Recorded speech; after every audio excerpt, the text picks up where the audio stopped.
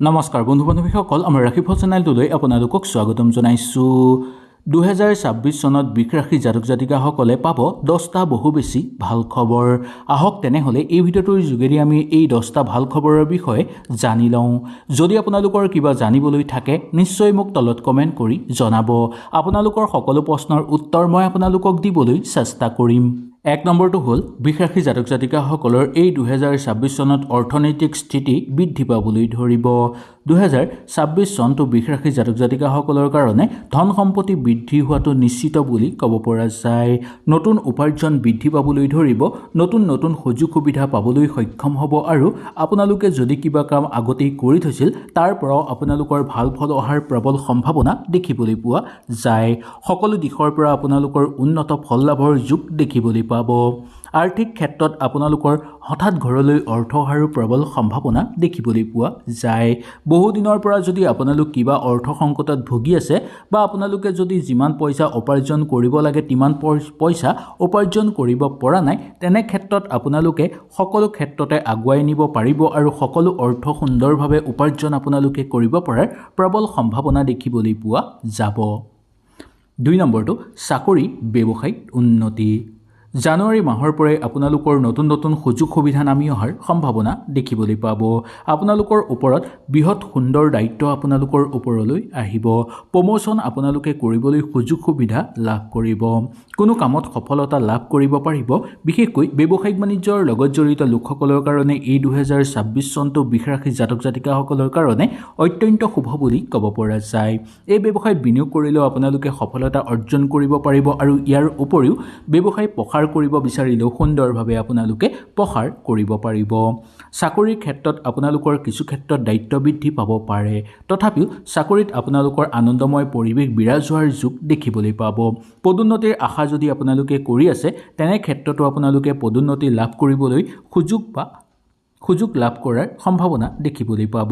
যিসকল লোকে চাকৰিৰ অপেক্ষাত আছে, যিসকল লোকে চাকৰিৰ কাৰণে দিনে ৰাতিয়ে কষ্ট কৰি আছে, তেওঁলোকৰ কাৰণেও অত্যন্ত শুভ হ'ব বুলি ক'ব পৰা যায়। 3 নম্বৰটো সম্পত্তি লাভৰ প্ৰবল সম্ভাৱনা আছে। আপোনালোকে মাটি বাৰী ঘৰ গাড়ী কিনাৰ প্ৰবল যোগ দেখিবলৈ পোৱা যায়। যিকোনো ক্ষেত্ৰত আপোনালোকে যদি সম্পত্তি কিনিব বিচাৰে কিনিব পাৰিব। বহুদিনৰ পুৰণা আশা আপোনালোকৰ পূৰ্ণ হৈ পৰাৰ প্ৰবল যোগ আছে। এই 2026 চনত বৃষ ৰাশি জাতক জাতিকাসকলে কিবা মূল্যৱান বস্তু ঘৰলৈ অনাৰ পূৰ্ণ সম্ভাৱনা দেখিবলৈ পোৱা যায়। এই বস্তু ঘৰলৈ অনাৰ ফলত বা ঘৰলৈ কিনাৰ ফলত আপোনালোকৰ ঘৰৰ পৰিৱেশ সুন্দৰ হৈ পৰিব আৰু আপোনালোকৰ মনো আনন্দিত হৈ পৰাৰ প্ৰবল সম্ভাৱনা দেখিবলৈ পোৱা যায়। পৈতৃক সম্পত্তি লাভৰো যোগ দেখিবলৈ পাব। 4 নম্বৰটো হ'ল পাৰিবাৰিক ক্ষেত্ৰত আপোনালোকৰ হ'ব সুখ শান্তি। ঘৰত যদি কণ্ডল কিবা চলি আছে তেনেহ'লে এই 2026 চনৰ আৰম্ভণিৰ পৰাই আপোনালোকৰ এই সকলোবোৰ কণ্ডল নোহোৱা হৈ পৰিব। পৰিয়ালৰ মাজত আপোনালোকে আনন্দময়ভাৱে থাকিব পাৰিব। পৰিয়ালৰ পৰা সমৰ্থন আৰু সহযোগ লাভ কৰিবলৈ আপোনালোক সক্ষম হোৱা দেখিবলৈ পোৱা যাব। নতুনকৈ যদি আপোনালোকে কিবা দায়িত্বৰ মাজত সোমাই আছে তেনেহ'লে ইয়াৰ পিছতো আপোনালোকে পৰিয়ালক কিছু সময় হ'লেও সময় দিবলৈ সক্ষম হোৱা দেখিবলৈ পোৱা যাব। পৰিয়ালৰ মতে আপোনালোকে এই বছৰ চলিবলৈ চেষ্টা কৰিব আৰু পৰিয়ালৰ উন্নতিৰ কাৰণে যদি অকণমান কষ্ট কৰে তেনেহ'লে আপোনালোকৰ এই 2026 চনটো অত্যন্ত মংগলময় হৈ পৰা দেখিবলৈ পোৱা যাব। 5 নম্বৰটো দাম্পত্য জীৱন আৰু প্ৰেমৰ জীৱনত আপোনালোকৰ এই 2026 চনত বৃষ ৰাশি জাতক জাতিকাসকলৰ সুখ হ'ব। বিবাহৰ যোগ আপোনালোকৰ বিশেষভাৱে নামি আহিছে। জানুৱাৰী মাহৰ পৰাই বিবাহৰ যোগ নামি আহিছে। যদি আপোনালোকৰ ঘৰত কোনোবা উপযুক্ত লোক আছে বৃষ ৰাশি জাতক জাতিকাসকলৰ, তেনে ক্ষেত্ৰত আপোনালোকে বিবাহৰ কথা বতৰা পাতি চাব পাৰে। যদি আপোনালোকৰ প্ৰেমৰ সম্পৰ্কত কিবা খুটখাট লাগিছে বা মতবিৰোধ হৈ আছে, সেইবোৰো আপোনালোকৰ সুন্দৰ হৈ পৰিব। প্ৰেম বিবাহৰ কিন্তু প্ৰবল যোগ দেখিবলৈ পোৱা যায়। যিসকল লোকে প্ৰেমৰ অপেক্ষাত আছে তেওঁলোকে বিবাহৰ কথা চিন্তা কৰি চাব পাৰে।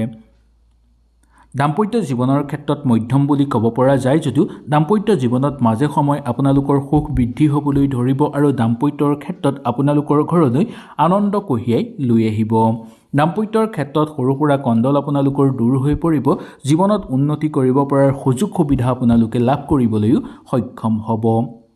পতি পত্নীয়ে যদি কিবা এটা কাম মিলিজুলি কৰিব বিচাৰে সেই কামত দুগুণ উন্নতি লাভৰ প্ৰবল সম্ভাৱনা আছে।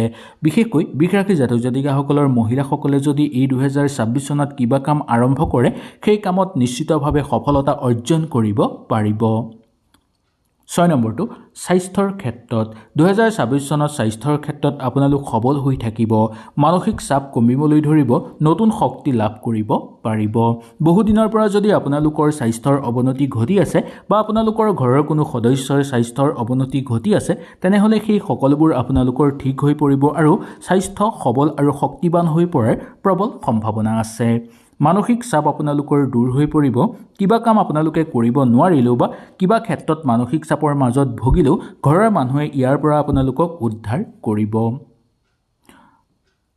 ঘৰৰ পিতৃ মাতৃৰ স্বাস্থ্যৰ কথা ক'বলৈ হ'লে পিতৃৰ স্বাস্থ্যৰ প্ৰতি অকণমান লক্ষ্য ৰখাটো দৰকাৰ, কিন্তু মাতৃৰ স্বাস্থ্য আপোনালোকৰ আগতকৈ উন্নত হৈ পৰিব।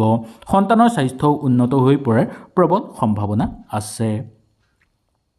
এই 2026 চনত বৃষ ৰাশিৰ জাতক জাতিকাসকলৰ ভাগ্য উজ্জ্বল হৈ পৰিব। ভ্ৰমণৰ এটাৰ পিছত আনটো সুযোগ লাভ কৰিবলৈ সক্ষম হ'ব। কিছুমান নোৱাৰা কামো আপোনালোকে সুন্দৰভাৱে কৰি সম্পূৰ্ণ কৰিব পাৰিব। আপোনালোকৰ সপোন পূৰ্ণ হৈ পৰিব। ভাগ্য আপোনালোকৰ দুগুণ উন্নতিৰ যুগত থাকিব। বৈদেশিক ভ্ৰমণৰ প্ৰবল যুগ আপোনালোকৰ জীৱনলৈ নামি অহাৰ সম্ভাৱনা দেখিবলৈ পোৱা যায়। নতুনকৈ যদি কিবা ক্ষেত্ৰত আপোনালোকে ভ্ৰমণ কৰিব বিচাৰে তেনে ক্ষেত্ৰতো আপোনালোকে সুন্দৰভাৱে ভ্ৰমণ কৰিব পৰাৰ সম্ভাৱনা আছে। অধ্যয়ন বা শিক্ষাৰ ক্ষেত্ৰত আপোনালোকে পাব সফলতা। পৰীক্ষাৰ ক্ষেত্ৰত আপোনালোকৰ উন্নতি থাকিব বা স্কিল ডেভেলপমেণ্টৰ আপোনালোকে কিবা কাম কৰিব বিচাৰিলেও তেনেহ'লে আপোনালোকে কৰিব পাৰিব। কম্পিউটাৰ লেভেলৰ যদি কিবা শিক্ষা গ্ৰহণ কৰি আছে বা কৰিব বিচাৰে তেনে ক্ষেত্ৰত আপোনালোকে কৰাটো এই বৰ্ষত বিশেষভাৱে মংগলময় বুলি ক'ব পৰা যায়। যিকোনো ক্ষেত্ৰত আপোনালোকৰ শিক্ষাৰ ক্ষেত্ৰত উন্নতি বৃদ্ধি পাবলৈ ধৰিব। প্ৰতিযোগিতামূলক পৰীক্ষাৰ লগত জড়িত লোকসকলৰ কাৰণে সুফল নামি আহিব আৰু ঘৰৰ পৰা বাহিৰত থাকি যিসকল লোকে পৰীক্ষা বা শিক্ষা গ্ৰহণ কৰি আছে তেওঁলোকৰ কাৰণেও মংগলময় হৈ পৰাৰ প্ৰবল সম্ভাৱনা দেখিবলৈ পোৱা যায় এই 2026 চনত। সামাজিক ক্ষেত্ৰত আপোনালোকৰ মান সন্মান বৃদ্ধি পাব। সামাজিক ক্ষেত্ৰত মান সন্মান বৃদ্ধি পাব, খ্যাতি পাব আৰু কোনো ক্ষেত্ৰত আপোনালোকৰ একো মান হানি নহয়। সকলো ক্ষেত্ৰতে আপোনালোকে আগুৱাই যোৱাৰ সুযোগ সুবিধাও লাভ কৰিব।